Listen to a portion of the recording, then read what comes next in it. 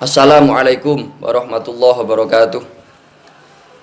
Bismillah, alhamdulillah, wassalatu wassalamu ala rasulillah Muhammad ibn Abdillah wa ala alihi wa sahbihi wa man tabi'alah, amma ba'du. Sahabatku dimanapun kalian berada yang dirahmati Allah subhanahu wa ta'ala, kembali kami ingin mengulik dan membaca kolom komentar yang berisi beberapa tanggapan kalian, dan diantaranya pertanyaan yang kami tertarik untuk menjawabnya. Semoga ini menjadi satu jawaban yang sekaligus menjadi solusi dalam masalah harian yang mungkin saya, kalian, atau kita hadapi. Akun Sandi Yoga, Assalamualaikum. Waalaikumsalam. Saya ingin bertanya mengenai riba. Apa saja contoh-contohnya yang ada di masyarakat, dan apakah bisa mensucikan harta kita jika terdapat riba? Matur suwun. Matur suwun balik kepada akun Sandi Yoga. Mudah-mudahan pertanyaan ini juga mewakili kita semua tentang sedikit pemahaman mengenai riba. Sahabat yang dirahmati Allah Subhanahu wa taala, Rasulullah begitu jelas menyampaikan dalam satu hadis yang diriwayatkan oleh sahabat Jabir radhiyallahu taala anhu.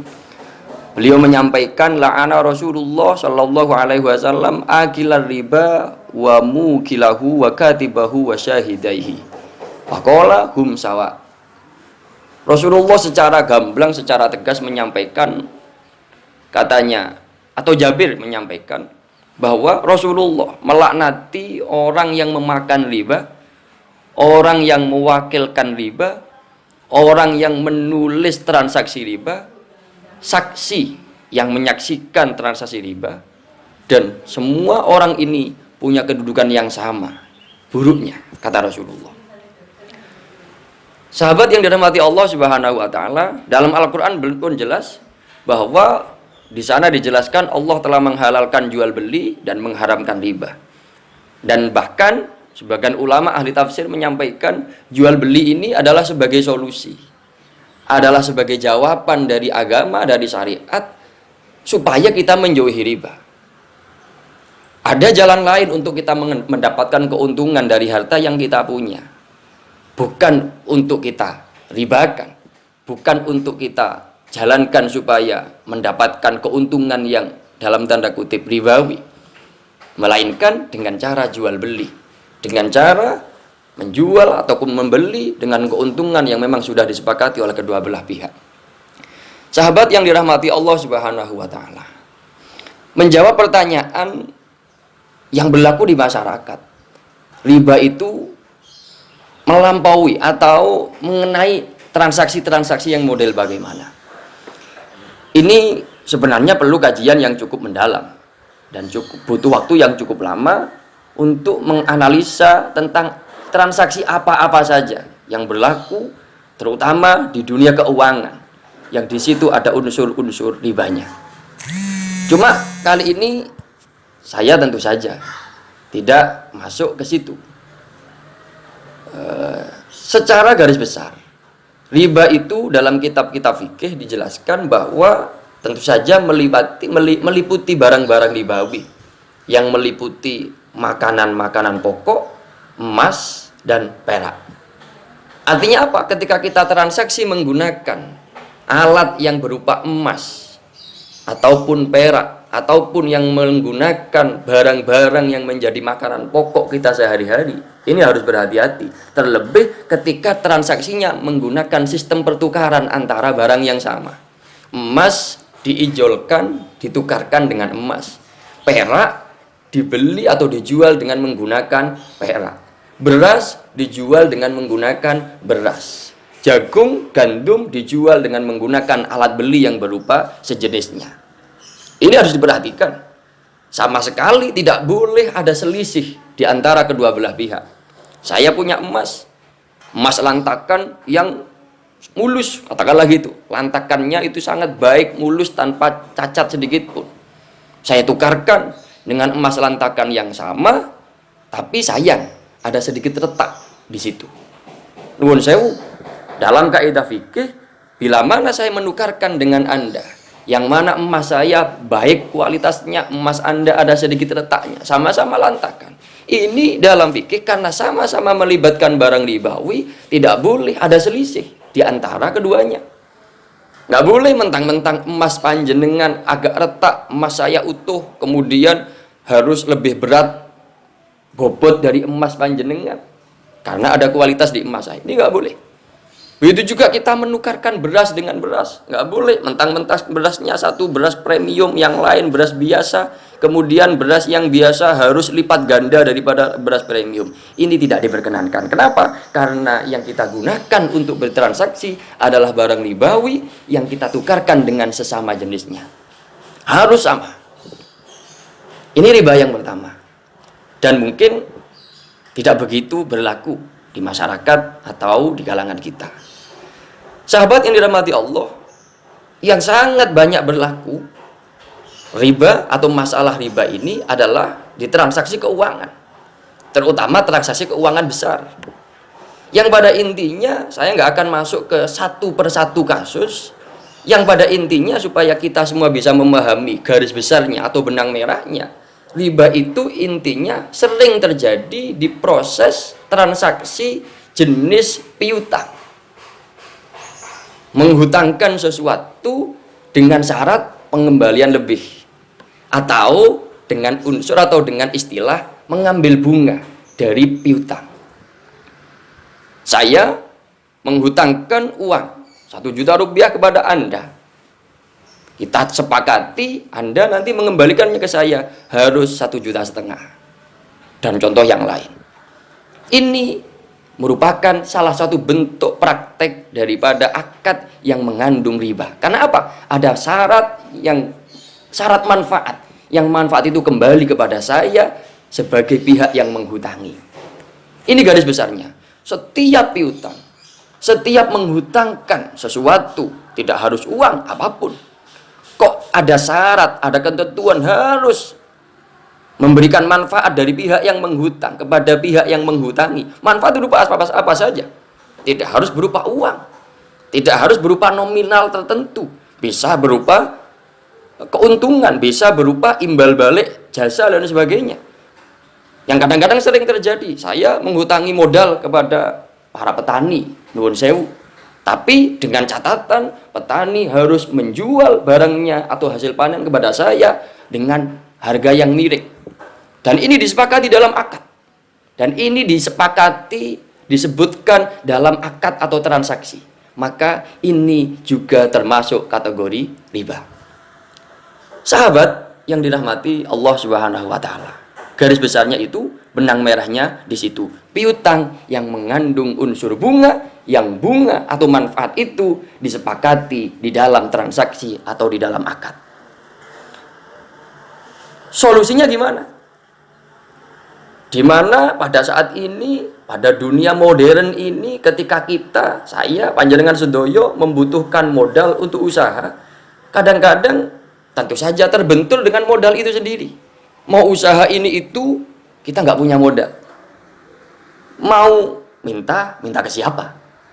Mau hutang, menghindari hutang atau piutang yang tanpa adanya bunga, dapat di mana?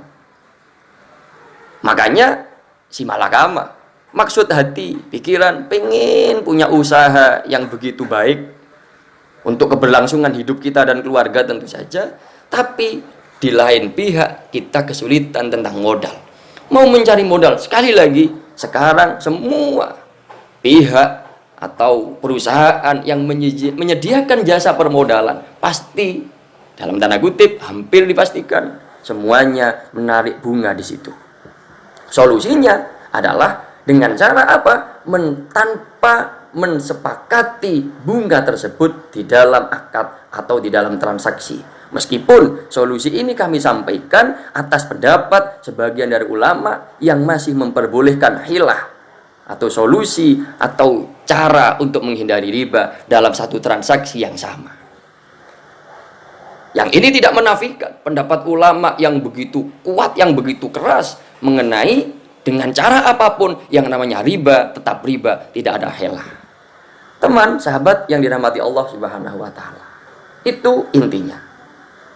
Ketika ditanya untuk meminimalisir dampak atau bersentuhan dengan barang-barang riba, bagaimana? Ya tentu saja kita menghindari transaksi-transaksi yang mengandung unsur bunga. Sebisa mungkin, semaksimal mungkin. Baru dalam satu titik, dalam satu kondisi yang betul-betul kita tertabrak atau dibutuhkan untuk mencari modal, yang betul-betul untuk memenuhi usaha kita dalam rangka pemenuhan kebutuhan primer keluarga kita. Tidak ada orang lain yang mampu memberikan atau yang mau memberikan modal pada kita tanpa bunga. Maka solusi itu menjadi salah satu jawaban dalam tanda kutip. Sekali lagi, ini mengikuti pendapat ulama yang memang masih membuka celah mengenai helah, mengenai solusi atau upaya menghindar dari transaksi ribawi, meskipun tetap dalam proses atau dalam sistem jual beli transaksi yang di situ pada dasarnya juga menentukan bunga. Teman-teman yang dirahmati Allah Subhanahu wa taala, itu kilas pandang mengenai riba bagaimana dan di mana saja. Di mana saja, yang penting benang merahnya semacam itu. Ada bunga, ada manfaat yang disepakati di dalam akad yang kembali pada pihak yang meminjami, maka itu ada unsur riba di dalamnya. Sahabat melanjutkan pertanyaannya dari teman kita tadi, bahwa ketika di harta kita sudah kadung, sudah terlanjur ada harta yang riba dalam tanda kutip di dalamnya, apakah masih bisa dibersihkan? Teman-teman yang dirahmati Allah, di sini para ulama juga berbeda pendapat. Ada sebagian yang mengatakan sudah tidak bisa dibersihkan. Karena apa? Karena uang harta kita sudah bercampur, bagaikan air yang bersih dicampur dengan air yang kotor. Bagaimana cara memilahnya? Tapi teman-teman, ada para ulama yang masih bisa atau masih memberikan satu pendapatnya mengenai bisa uang haram yang sudah kadung kita miliki, uang yang kita ambil, yang kita miliki tanpa melalui proses akad atau transaksi yang dibenarkan oleh syariat, tapi sudah kadung kita miliki, ini bisa dibersihkan, ini bisa kita taubati. Yaitu dengan cara apa? Tentu saja karena ketika panjenengan punya modal, panjenengan pinjamkan pada orang lain yang di situ ada bunganya, otomatis bunga itu, menurut sebagian ulama itu, bunga itu nanti yang menjadi penyakit, yang menjadi barang kotor yang harus dibersihkan, yang kita miliki tanpa melalui transaksi yang diizinkan oleh syarak. Maka konsekuensinya apa? Tentu saja konsekuensinya adalah dengan cara mengembalikan barang yang kita ambil dengan tanpa hak tersebut kepada yang mempunyai, kepada pemiliknya kalau ada, atau kepada ahli warisnya kalau ditemukan dan dimungkinkan.